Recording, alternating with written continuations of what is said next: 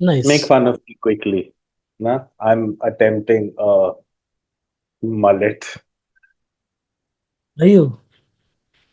Yeah, dude. I Surprisingly like it. enjoying. I always made fun of mullets, and now I'm guilty of one. So, Correct. But it has to be more full on the sides as well, and then really so it's outwards. एक second, huh? Give me 1 second. This is my uh, क्या बोलते हैं? What are they Light called? Ring source. lights. Yeah. But mine is not a ring light anymore. Mine is a square, like a. Minecraft light. Hi, Naveen. What? Hi. I said hi, Naveen. Acha, I'm so acha. sorry. Yeah, it's been like it'll be 20 days tomorrow since Evie passed away. Hmm, And hmm. for people who already know Evie, it was my cat. And yeah, it's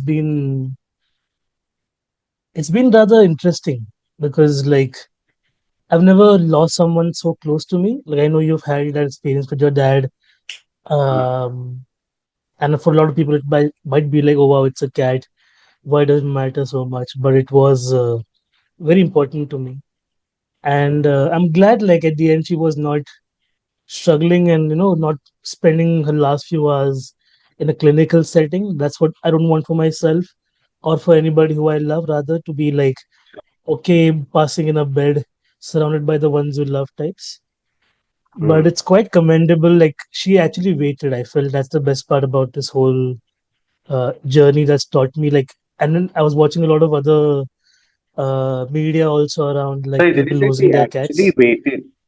She Yeah, actually she waited. she yeah, because like the timeline of events was like rather funny because like there was a gig in Delhi on 6th of September, which they locked me last minute. Like on 4th of September, they said come and do it. So I said, cool, I'll come. They had arranged the flight stay, everything. So it was supposed to be in and out kind of show. Then fifth Hmm. morning is when like we noticed that she was not like she had not eaten for a while and her health was getting bad and she was not drinking water either. So we are like, okay, let's take her to doctor. And doctor was like, okay, like her kidneys are in a pretty bad shape, and it's been like the indication was there a little bit from a while now because she was pissing on the pocha and she was pissing like on the pillow sometimes. She was just like pissing anywhere, and that's the first few signs of kidney failure as well. So we took to the doctor. He was like, we can either give her like a quantitative life or a qualitative life. Like we can only extend this kind of misery for like a month or two more, but she is going to go. Hmm. And knowing her history of like having gone through surgeries and medication and injections and rounds of like medical visits, like this kind of seemed like the final straw. So she was communicating as much to us. And I was talking to her about it, saying that it's okay, that if you want to go, it's fine. You don't have to hold on so strongly as well. Like I was communicating. And so fifth ko we did that. Sixth ko again morning we had to go to doctor, but I had to fly to Delhi. So I went, finished the gig and everything. But then by that night only, Abhi was like, she's not doing so fine. So like you should fly back immediately. So like by around 12:30, 1 o'clock, I wrapped up the show and everything. And I was staying at like Lalit, and this time they booked me in a nice fancy suite with like a couch and everything. So I could not even sleep on the bed they had booked me. I was just like, okay, let's like. So I preponed my flight and I got an earlier flight, 4 a.m. types, and I got back to Hmm. Bombay. And around 6:37, I'm at home. That same evening, we had a screening for a film we've been working on for like on months, like a documentary we've been working on queer Dalit lives, and that was the first draft of the screening was happening that evening. So like the entire day again she was like she had not consumed food, she was only on saline, and her health was like deteriorating very fast, more than we could like fathom. Hmm. So then that by the evening she was like okay cool, she was accepting some water through like a dropper and some broth as well. And then Abhi went for the film screening. I'm like, both of us can't leave right now in this condition. One of us should be with her over here. And I stayed back with her. And he went did the film screening. And around like 10:15, 10:20, he got home, changed, and came and sat down with her. And when she Hmm. realized that both of us were here finally in all aspects, and in all aspects, like most of what we were working towards for the last few months had come to a conclusion around that time. It's almost like she knew. And then like at 10:30 she kind of started like breathing her last. And Heaving. it was kind of like, yeah, I've never seen like eyes go glassy in front of me. And it was kind of crazy Wow. because like it was like to tell people, inform people, because a lot of them had seen like her health also going down. But one good thing is, and the internet also agrees, that like when the cats are aware that they're going to pass, they have their kitten like youthness back again. Like there's a joyfulness to them that comes back almost, which we observed in this past, like since January actually. Like even though I was going to Australia and all, I was worried about her, but she was fine. She was Mm, like playing around again, chasing toys again. And the boys had also mm, kind of made peace with her, even though she was like always the meek one, the bullied one. They were not harassing her as much. So I was like, cool, mm, cool. She's going to be happier. Even like in the last episode itself, people saw she was on my shoulder half the episode because she was just like every time she could be attached to me, she was attached to me. So yeah, I think like, mm, but then we came back and we were like, okay, once we were done with the cremation and everything, we're like, okay, now we're back. The three boys, however, have stepped up. It's almost in their own mm, cat-like manner. They understood, and they said bye to her before she passed in their own ways. So when she actually did mm, pass, they didn't recognize her, which was almost like I've never seen that again. Something which was like for them, Evie was gone, and it was very apparent because they were like almost aloof and like hissing a little bit because they're like, okay, that's not her anymore.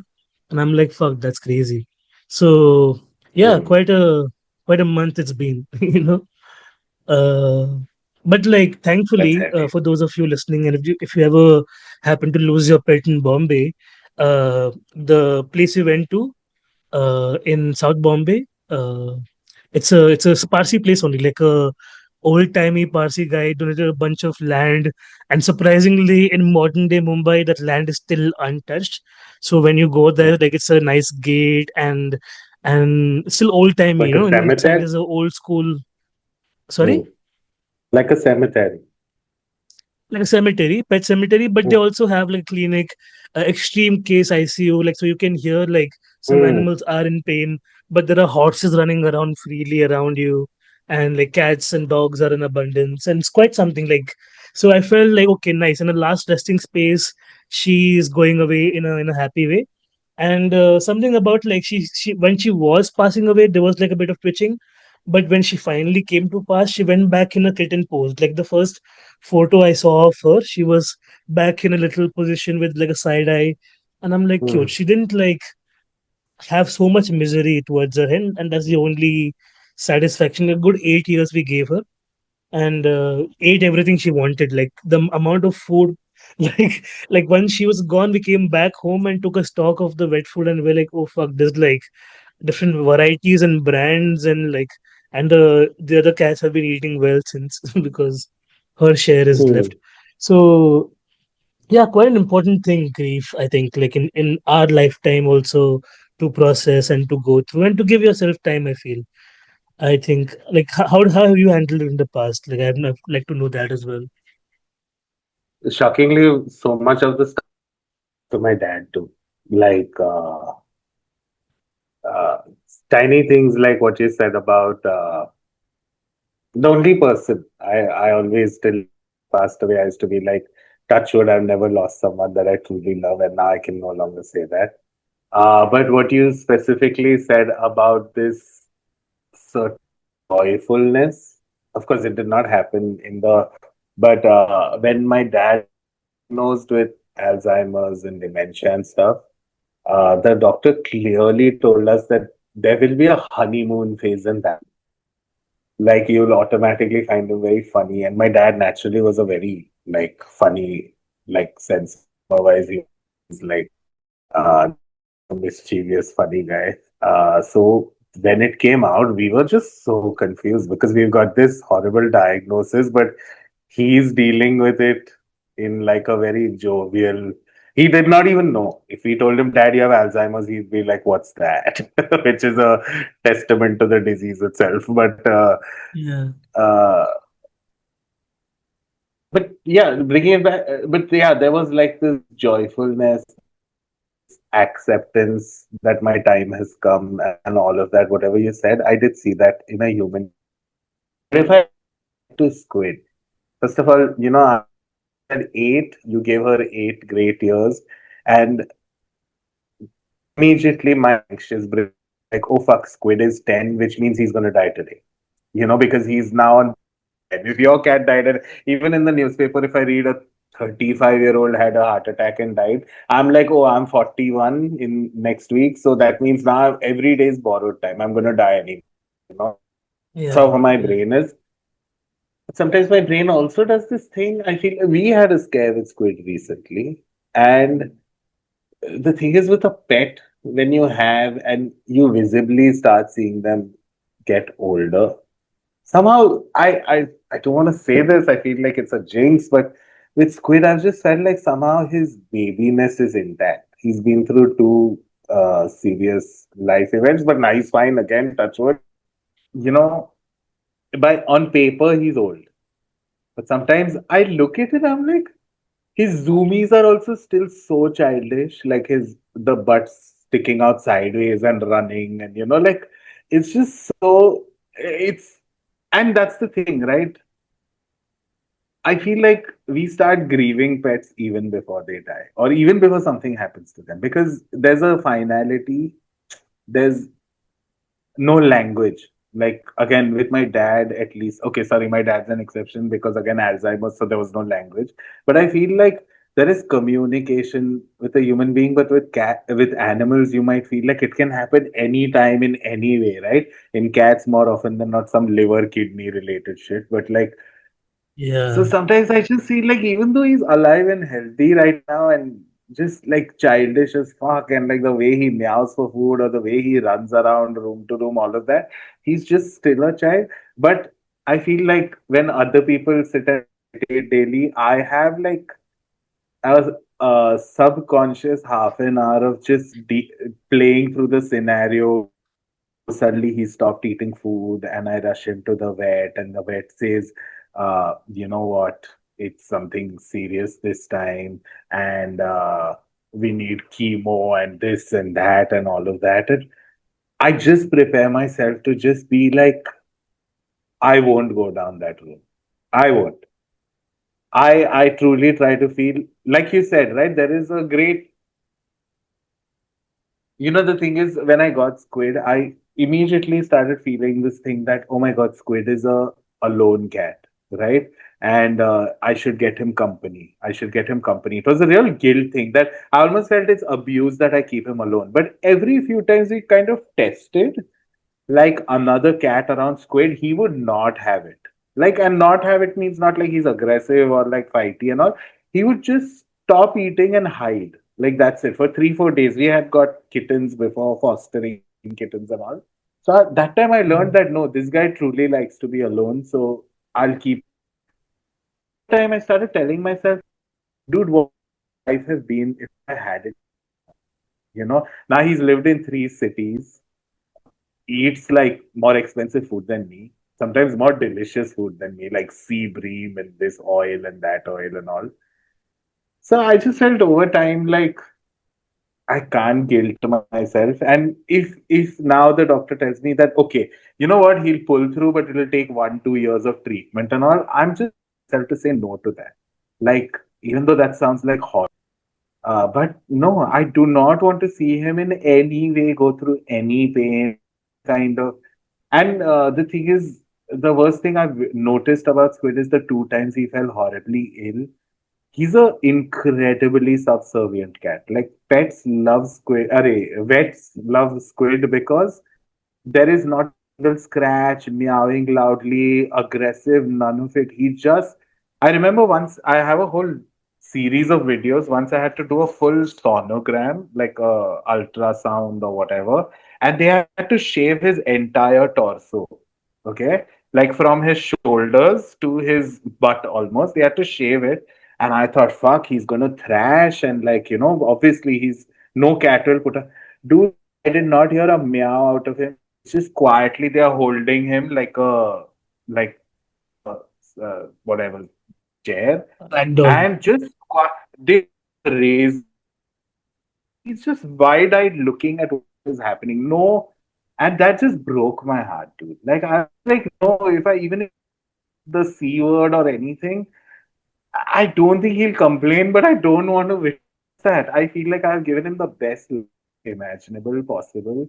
I've taken care of him, and fucking ripped through me. But I'm saying grief is something you have to process before you actually lose something sometimes. And maybe I had to do that because I had to slowly watch my dad deteriorate over 2 years to fully know that fuck that so that when he died I was over it. That I was like, okay, he's 80, I love him and everything, but like what am I expecting out of him at this point? Yeah. So Especially, it's yeah, not wanting to see them, like, for there's selfishness to it, right? Like, where, like, or like, oh, if I had more time with them and this and that. But like, just imagine what they are going through constantly, right? So like, why would you want them to go through it some more just so that you can have more of it? That mm, makes no sense, really. exactly, Like, a lot of it has exactly. been like, yeah, the stages of grief or whatever. And Abhi and I have been going Which is through why I it also together. sometimes you'll Yeah, see an 18-year-old cat. Recently, on Instagram, I was like, it's common to now even cats have 16 years, 18 years. But when I got yeah, squid, I remember the vet told me life expectancy of a neutered cat is around 12 years, 12 to 13 years. After that, it's all downhill. But now I see 16-year-old cats, 18-year-old cats, and then I see them and I feel like, oh no, if a vet told me tomorrow that, 1, 2 years of treatment, and will I go down that road? I really don't want to because it really feels no. like it will all be downhill from there, you know?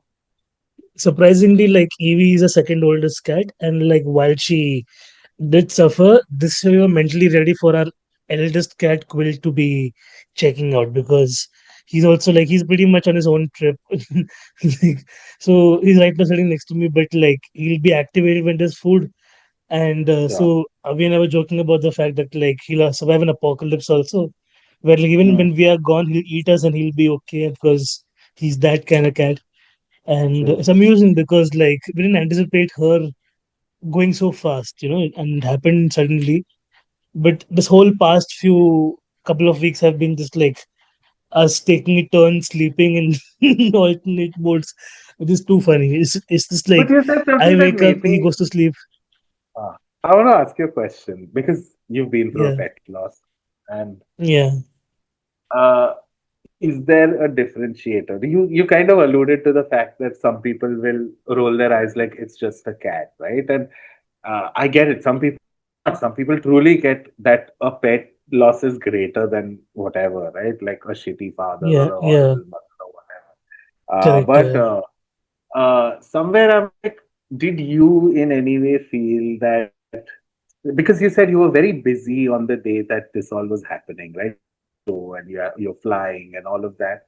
You think if you had to tell someone that, hey, I want to cancel my show because my cat is going through this, it would have been looked upon as oh, it's a cat? That thought did cross my mind, because in fact Mm, on that day before the flight, like, we were aware that how bad a condition was. But then mm, this was one of those shows where like Keshav Suri, the founder of Kriti Su and mm, pretty much the owner of Lalit Hotel, was like, hey, come down to Delhi, do a gig.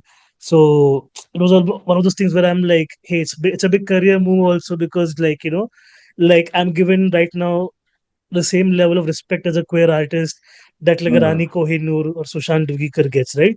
And I'm like, mm, fuck, that's crazy because he loves my art so much. So at the mm, same time, like, so when that happened, after the show was done and we were chilling behind backstage, and Parmesh was mm, there from Godrej, and we were all like, even Parmesh, in fact, was going to fly away sooner. He saw that I'm mm. performing and he canceled his flight to come and watch me and stay back just to see Wow. me, right? So like, a lot of goodwill, a lot of love around that as well. In Delhi, also, Mm, people were booking tickets last day because they saw that I'm coming to mm, Delhi. And I've not done it because I've been doing so many international shows. Local touring becomes expensive, right? So I've not gone as mm, much across the country. So a lot of my fans mm, are like, okay, you're coming one night. Thank for informing, and they were there. So like, a part of me was like, okay, it's for the art. and a part of me was like, oh fuck, like my cat is passing. Yeah, uh how do you even there was function? that Because duality for sure. I'm So putting when I told myself in your shoes and permission, yeah, so I mm, told them after the gig, I told Keshav and all, and that's why Keshav was immediately like, okay, just get a flight sooner. I'll ask my team to sort that out, and they did reimburse the flight. Like I booked it out of my own pocket, but the Lalit team was kind enough to reimburse that money because they were like, we yeah, understand that this is something that's, and in fact, something happened in Chinese whisper form where like Keshav and his partner, I told him that my cat is at her last leg, but when he was telling his management team, it got conveyed that she's already passed away. So I got a personal call from the team at Lalit, where they were like, and I have the message still now, where they're like, "Sir, there'll be a cab ready for you at 5 in the morning for your flight. We'll make a breakfast set wow, ready for you for the flight as well, so you don't have to worry about eating at the airport." So like they went out of the way, and I'm like, this was really that is bizarre because incredible. at this moment I am only looking to get I'm back tearing home up. and be with, yeah, yeah, this kindness in different forms that comes through. And Mm, when that happened, when I found out, and when I informed most of the people who were very much aware, including like friends who were helping me get to the airport faster in Delhi, who were there till the last minute. Like my friend to the gig also got like a brownie, so we were like eating brownies just to make sure that I don't leave like a Paul brownie behind at the hotel or whatever, right? So somehow like got home, and then she was pretty much in my lap the entire day. I There was a favorite spot in general, like very much an attache cat. I'll never have a cat like that. That's for sure. And like for Abhi, it's been even sadder because his dog passed away in July, and then like baby passed yeah. away in September. So it's been Mm, like mm, back to back. So we just need like now to get through some work to be able to like process this in some form. So, but we mm. did get like her remains, no, not remains, but like her ashes back from the Okay, crematorium, crematorium. Yeah, yeah, crematorium. It yeah, sounds somehow yeah, like it's like a yeah. museum, It's like fine. we're We got it. displaying cremates. Somehow crypt seems far fair. But yeah, so we got in like a little pot, and I think Goa as well will like eventually, do the ashes ka spreading because Oh my we God. wanted to get her to Goa with us, but it's always been like a concern for us as well, like moving with four cats and like this whole like hullabaloo, and Bombay is just like getting so in your face right now that like can't I even with the don't city. It's so worry. I fake, had it's so banal. friends visiting from Bombay this weekend, and not a single one can stand Bombay. Now, like, pehle to, you always feel like, oh yeah, Bombay, that you want to leave, but you never can leave. You know what I mean? It's like a inner prison. Yeah, You know what I mean? Like Hotel where California you, of its own. yeah, right, you're stuck in this loop where you constantly want to leave, but you just can't see yourself living anywhere else. Uh, Yeah, but yeah, all of them were like, "I'm so done. I'm so done. I'm so done." And even on the phone when I talk to friends and stuff, everybody's so done, so done. So I'm like, okay. And then they all flock to Goa. But sorry, yeah. going I mean, back to when you said ashes, I feel like this is a little too dark. The thing is, this is a common, it's a cliche, but it's true. Like what happens is immediately is obviously horrible sadness and confusion and numbness and all of that. But over time, obviously, all that is substituted with the good stuff, the good memories. But now that close to 2 years have passed, little about to be 3 years in Jan since my dad went. But sometimes I try to remember the bad stuff of that phase, like pandemic and this and that and all of that. And that stuff I can never shake off. Like if I can say something very dark, because I've always seen this podcast as a way to even like say stuff that I cannot say out loud in real life, but I want to put that raw honesty. I will never forget my dad died at around like 5 p.m. and by 8 p.m. he was powder, like incinerator. And I was standing there, I saw it go in, and like whatever. Next morning, we were told that, by 8 he'll be powder. In the morning, come and pick up the ashes. And then that day itself, we were like, okay, let's go disperse. We were not big on like where to disperse. We were like, just this is a process. Let's just get through it. Also, it was COVID, so you couldn't like you had like some protocol and shit. And I'll never forget. We always imagined like ash to be powder, but I will never forget very specifically when we were pouring his ashes out, a chunk of jaw, like this, like jaw fell. And that's something I just think about at least once a day. It just fucked me up so bad. Just to know that, it was such an existential thing to see because somewhere I have a jaw and at some day it'll just be like recklessly fucking thrown into some polluted river. It was just insane to like. So that even like a little before he died, when we like rushed him, the way these guys carried him, like because he was so weak and his leg, the weight was flailing beside the stretcher. I'll never forget those things. But apart Yeah, from that, yeah, have I healed and all? I truly don't know the answer to that question. But I know this much that sometimes I've even guilted myself for not grieving enough, right? But now I know how to be kinder to myself because again, the disease was such that over 2 years, again, it's not a cancer, right? Where there's a physical interpretation of it in a person's life. There was a mental like deterioration. So I saw my eyesight go out slowly, uh, and he was still kind of he wasn't in the deep end of Alzheimer's, by the way. Like we had celebrated his birthday party, he was talking, he was drinking, he was there, even though it was bad by then. And then he died 20 days after his birthday. But what I'm trying to say is, yeah, now sometimes when it hits you, it just hits you like a wave and then it goes. But like I'll be cooking something and I'll see a chicken wing in front of my dad, and next thing you know, like, oh my god, like childhood memories, this, that, like everything everywhere all at once. It all just starts playing in a flash, and then the mm, horrible jaw falling, and then boom, it's done. The montage sequence is over, and I'm over that. yeah, But it does yeah. get easier. It kind of reminds me of that. Like I was coping with a lot of things, right? Like main part Mm, of grief is like giving yourself time. So like my parents understood, they took a step back. All of our friends, work associates, they all gave us time to mm, grieve because, like, first of all, most of the people who knew me knew Evie immediately because she was almost always here, right? Like people who came mm, home, she was very friendly to strangers, sat on their laps and everything. Proper, like a mm, proper cat converter. Like, like if anyone made people believe in the power of adopting cats, it was that cat essentially. So she was very mm, loving in general. Neighbors knew her also. So mm, like so when she was gone, like there was like, okay, suddenly there's a void, and first thing you do is like you notice like when we come back from somewhere, open the door, she's not the first one hanging by the mm, door and by the table essentially, because she was that cat essentially. Like, why you left us, very, very mm, angry, as they say in the internet mm, language. Others would come in their own sweet time.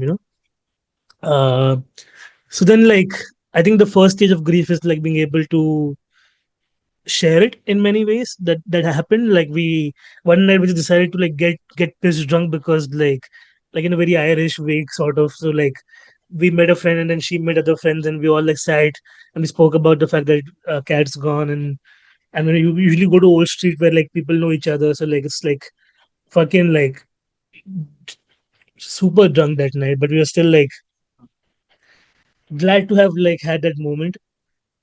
mm. And then I was watching like this interview with Stephen Colbert, and whose show was also cancelled, RIP. But Keanu Reeves was on it, and I don't know if Mm. you've seen the video where Colbert is like, I have. "What happens, Keanu Reeves, when you die? What do you think happens? Is there something on the other side?"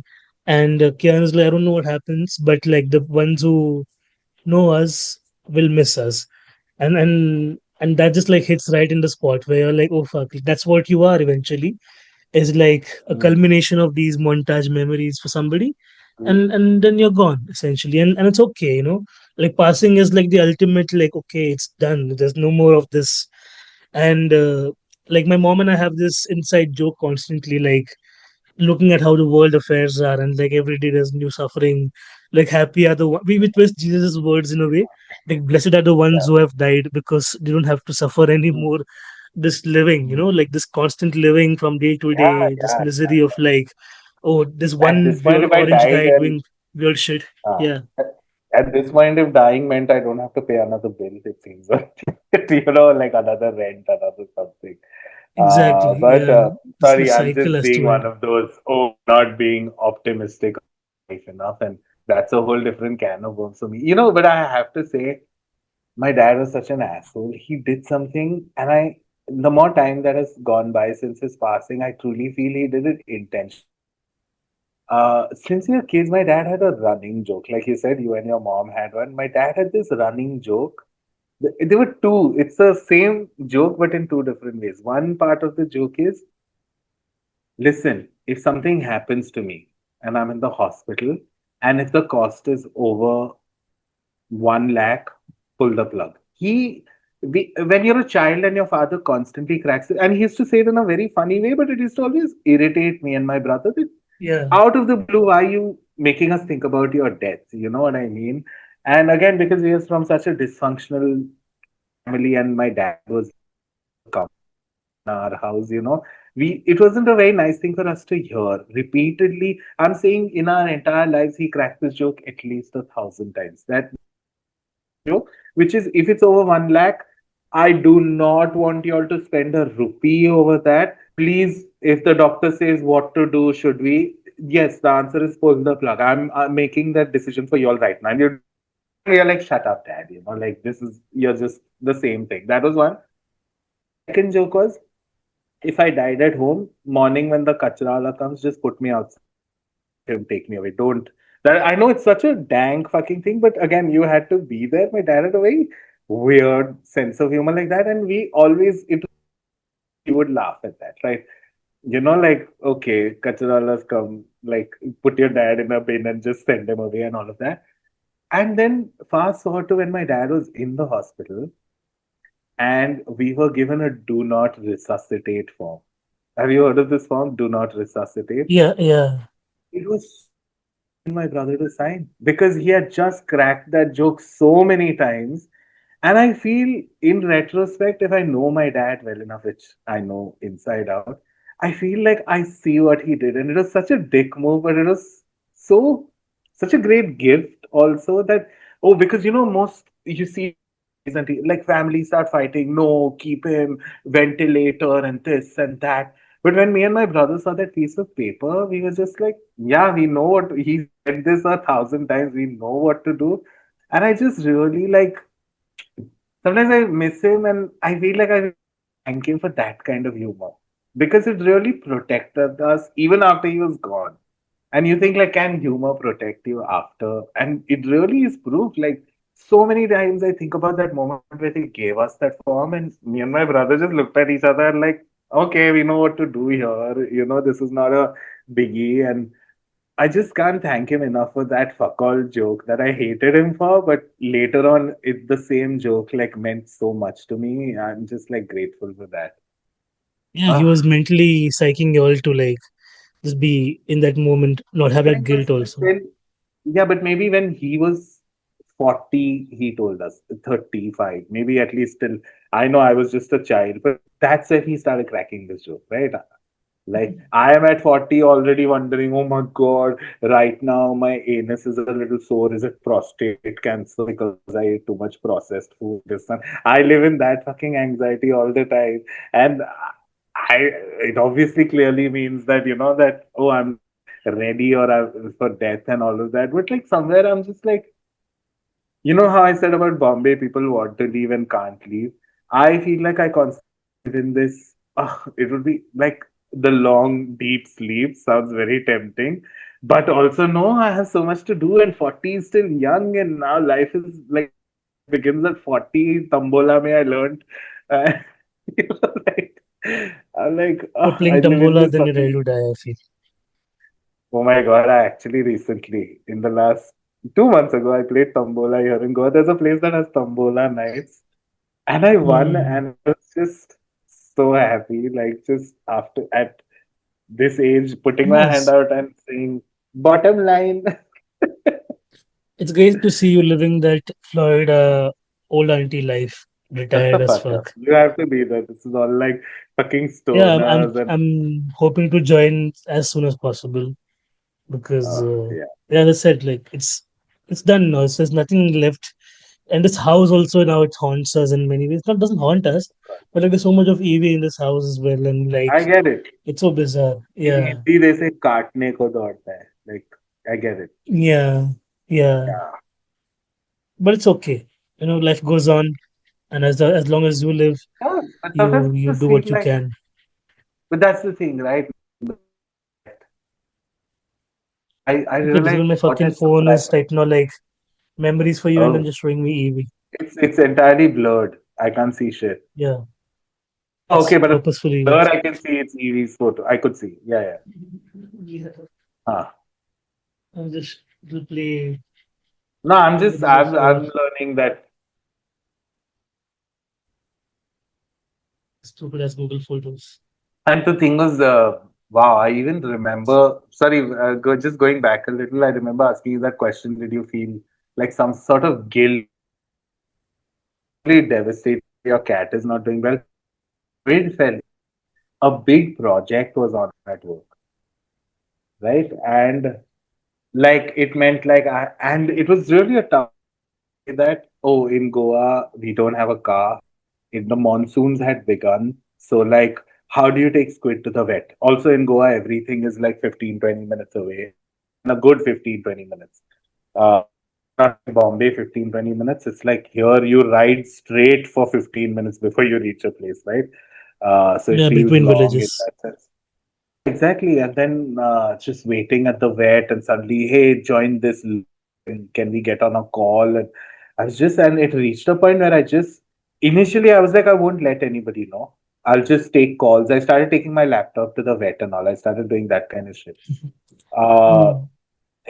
the point where it got so intense that I just told them at work. And luckily, again, one of the people I report to was very like, dude, I've been through this, cats take time, don't worry about it. But on some level, I just felt this like insane guilt of every day. Today, I have to go back to work because they won't. The statute of like compassion for someone's pet not being well is way more limited, you know? Uh, That's for sure. I Yeah. just, it's an invisible fucking nagging feeling that I just couldn't get out of. It was insane. And then sometimes I see Squid's life, it's like very, it feels very Benjamin Button, like, like I got him with a previous boyfriend in like an area of Bombay where I lived in eons ago, like Sion Chunabatti, then I lived in Bandra, and then this, and then all the flatmates that changed while Squid was in my life, and then everything when I think about it, I'm like, okay, you've lived a good 10 years. Like the volume. Yeah, what is that cliche I keep seeing on Instagram? जिंदगी बड़ी होनी चाहिए लंबी नहीं, it's like that. Mm. So now I It's just truly like feel I that just rehashing of that Babu Moshai, uh, Anand, the yeah, movie Anand. It's just a yeah, rehashing yeah. of that. But I do find myself subconsciously every day sharpening that tool in my mind of like being okay with letting go. Yeah. And in a lot of ways, this Squid was like an Instagram star. Not in the sense that he doesn't have some separate page with 40,000 followers or something. But like, I remember I did crowdfunding the first time because I was broke as fuck and he fell critically ill. And Mm. wow, we made like I needed around 1.5 lakh, and in a s- on Friday evening I put a crowdfunding. By Sunday morning I had 1.5 lakh like to this treatment, and Yeah. I still blows my mind that oh my god, people actually see my stories, care. And ever since then, like people always somehow in my DMs ask about Squid. People I've never met, community cat. So it's just like hard for me to sometimes process what will happen. Okay, time left. We've got the free Zoom. Shut the fuck up. This is what happens at the Golden Globes and Emmys and all, I guess. Like, Yeah, okay, now, there is a apparently there's a timeline to grieving, and Zoom yeah. says last 10 minutes. Yeah. So yeah, recommendation time, and let's talk about that You go first. because I think like so I literally watched in the past 2 weeks. I've watched all 17 seasons of It's Always Sunny in Philadelphia Oh once my again, God. and Incredible. incredible show. What a, like when you're really going through it, like it helps to have like a comfort watch Because show. it's horrible people. I couldn't go back.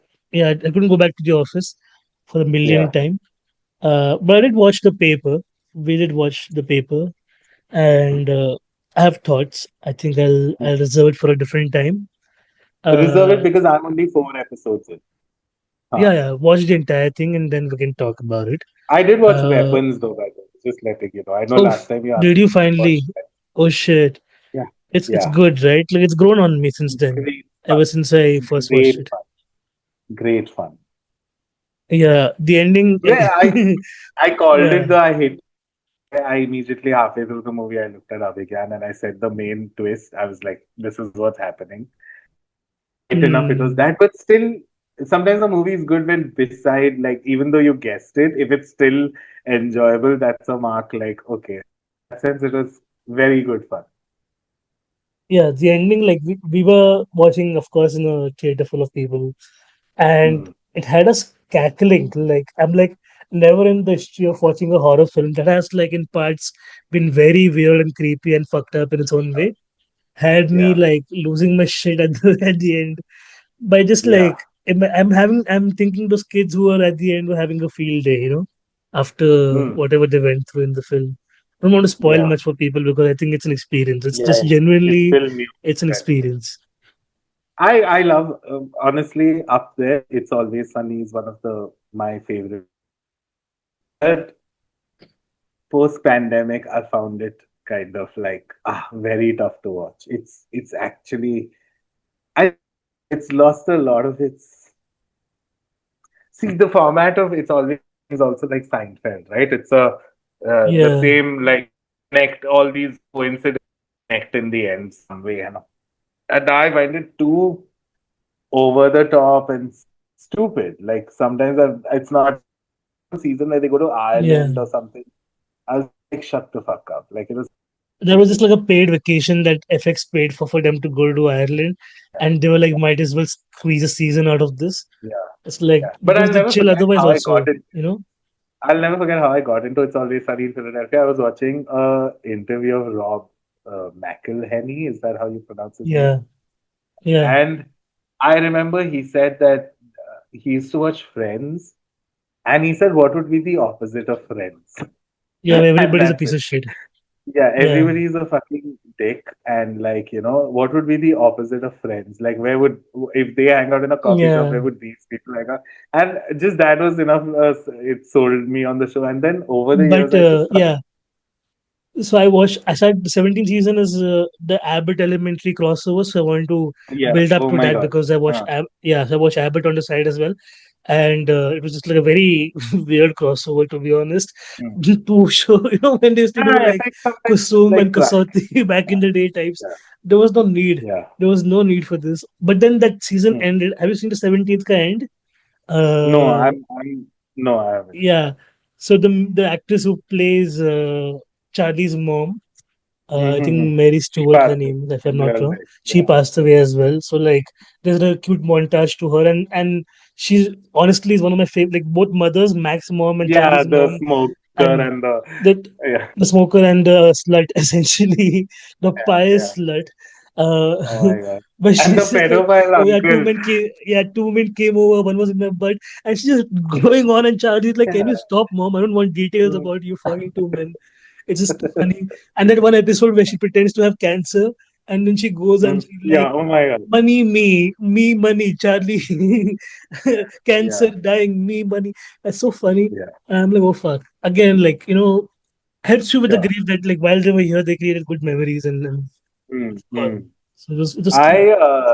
I and also in terms of it's a crass show, right? Yeah, But very. Yeah, I thought one of the most nuanced things I've seen happens in Always Sunny is that again, it's not a spoiler because I don't know how many people are going to watch it because we are talking about it. But like, that one episode where Max, sorry, not Max. What's his name? Again, Dennis. McElhenney. No, Yeah, fuck, I'm Mac forgetting his only. name. Yeah, Rob McElhenney or whatever. Yeah, his name is His Ronald McDonald. Ronald McDonald, and his Yeah, this kind of pivots, his sexuality entirely pivots. But yeah, before that happens, the season ending where he performs like this flash dance. Oh yeah, man, I yeah, thought that was so powerful. Like, even though it's a show that's so stupid and silly, I thought, like, I yeah, totally know what they're doing. They made such a big statement about making this obviously straight character suddenly just gay in like a snap decision. And it was yeah. really such a, I don't know, They I were found building that up to it. Like, if you watch I've been watching the early seasons with that intention as well. sure, They would leave small hints that sure, Rob sure, is sure, gay. sure. Yeah, like he slept But with a, then, yeah, yeah, but that dance sequence gives one of the best dolly shot zooms into Danny DeVito's yeah, face, and it's like an internet meme now, where he's like, "I get it," yeah, and that's like yeah, one of the best reactions from that. What would you yeah. recommend? We have like 3 more minutes. Yeah. I'm quickly. I've never. I don't care about K dramas. I might get crucified for saying that. Like, I feel like K dramas. Like, see, if some Firang saw an Indian soap opera, they would find it entertaining, right? But Yeah, yeah, I get it. Like, but to us, watching our mothers watch it on loud and all of that, we see how irritating it actually is. And sometimes when I watch K dramas, I totally see how girls are gushing, or like anyone into anime and is gushing over something. Like, whatever. I don't get the whole culture overall. I'm being such a unnecessary douche about this. But I just randomly this week, I was like, let me give one a shot. So I went to Reddit. I typed K-pop, sorry, K-drama. Sorry, speaking of K-pop, I love K-pop Demon Hunters, a great one. But I typed K-drama, right enough. There's a subreddit with millions of people. And then I just did uh, in Reddit, the top all-time posts. And I just saw, okay, which is the greatest K-drama? And I saw the highest rated one was something called Reply 1988, which is on Netflix. So I was like, fuck it, I'll just give it a go. And I am obsessed. I am so into this show, Reply 1988. I feel like while watching it in real time, I'm like, oh my God, is this going to be my gateway into K dramas? Because K-drama. the thing is, it's set in 1988, and somehow they've gotten the years of 1988 to 1995 perfectly. Like, in terms of every pillowcase, every sort of cassette tape, the way they show it, the clothing, the set design, exceptional. But it is such a, it has like a 20 people cast. It's like a massive cast. So initially, I was overwhelmed that fuck, there are so many stories, but I'm like 10 episodes in, and I'm like, oh my god, this is beautiful. Like, the way the stories are written for each character, incredible. So, my one, maybe not only, but maybe my first K drama recommendation is a show called Reply 1988 on Netflix. I'll check it out. Yeah. Again, when I'm That's usually there. wary of like a thing, when you say it, I'm like, okay, let me just give it a try. Might as I'm well work telling out. you, even I almost gave up. I was like, oh, but there is some sort of like authenticity to like 1988. The way the mothers cut vegetables and discuss like there is, they've just got that right. That one friend whose father is an alcoholic, that one friend whose mom borrows money from, like they've just got the tiniest like joys of Yes. being a child of the late 80s and early 90s. Like, what was it like when the new Walkman came out, and how they all are like crazy for it? They enter competitions to get a Walkman. So Reply 1988. I loved Awesome. it. I don't So expect everybody to like it. Yeah. that's our recommendations, and that's the episode. Thank you so much for listening. Thanks. If you've Thanks. had grief, DM us, talk to us about it, and we'll talk about it in the next episode. Thank you so much. Okay. Bye.